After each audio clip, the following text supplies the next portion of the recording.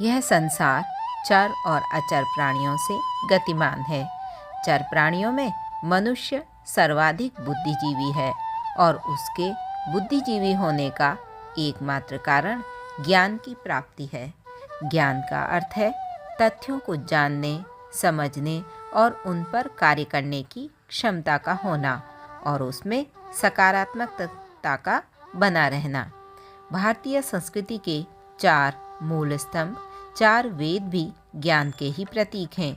गायत्री महाविज्ञान में वेद माता गायत्री की उत्पत्ति के विषय में युगदृष्टा वेद मूर्ति पंडित श्री राम शर्मा आचार्य जी हमें बताते हैं कि यह चारों प्रकार के ज्ञान उस चैतन्य शक्ति के ही स्फुरण है जो सृष्टि के आरंभ में ब्रह्मा जी ने उत्पन्न की थी और जिसे शास्त्रकारों ने गायत्री नाम से संबोधित किया है।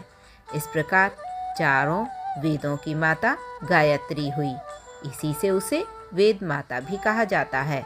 इस प्रकार जल तत्व को बर्फ, भाप, वायु तथा पतले पानी के 4 रूपों में देखा जाता है।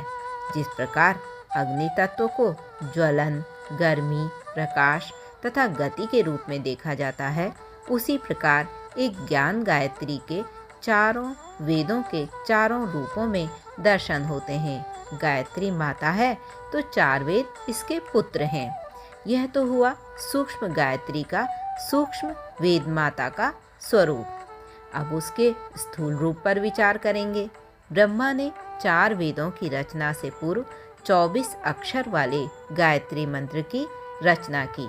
इस एक मंत्र के एक एक अक्षर में सूक्ष्म तत्व समाहित हैं, जिनके पल्लवित होने पर 4 वेदों की शाखाएं प्रशाखाएं उद्भूत हो गईं। एक वट बीज के गर्भ में महान वट वृक्ष छिपा होता है।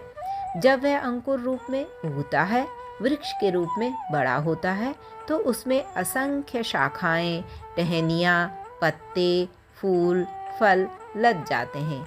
इन सब का इतना बड़ा विस्तार होता है जो उस मूल वट बीज की अपेक्षा करोड़ों अरबों गुना बड़ा होता है।